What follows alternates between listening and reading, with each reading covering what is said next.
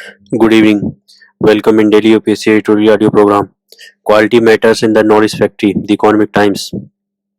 Earlier this month, UGC announced that students with 4-year undergrad degrees and 75% aggregate marks and or equivalent grades can now sit for the National Eligibility Test (NET) to qualify for a PhD program. Earlier, NET candidates were required to hold a master's degree with a minimum of 55% marks. Two reasons have been cited for this change. The new system will simplify the process for students and open many research opportunities. We will have a lot of young people getting into research at the very young age, and they are really creative, explained UGC Chairman M. Jagdish Kumar. On the face of it, the decision seems alright, ostensibly democratizing access to research opportunities, but there could be problem. The rush to incorporate undergrads into PhD programs could undermine research quality.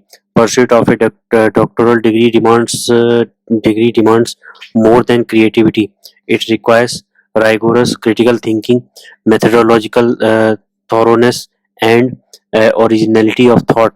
This requires going through a certain experiential period. A 2-year MA degree MPhil was scrapped earlier is an excellent time to prepare for a PhD. Besides, completing a PhD is not just about writing a thesis but also about making a meaningful contribution to a field. Absence of empirical data to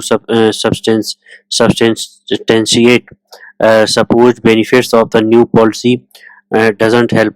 Transparent communication about expected outcomes and potential challenges is essential to build trust in any education system. India India wants to be a knowledge economy. The focus should not be solely on quantity, more PhD holders, but also on nurturing a culture of quality and intellectual inquiry without cutting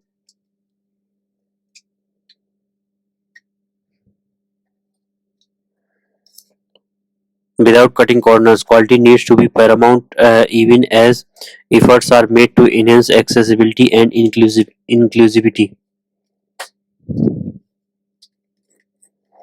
Thank you.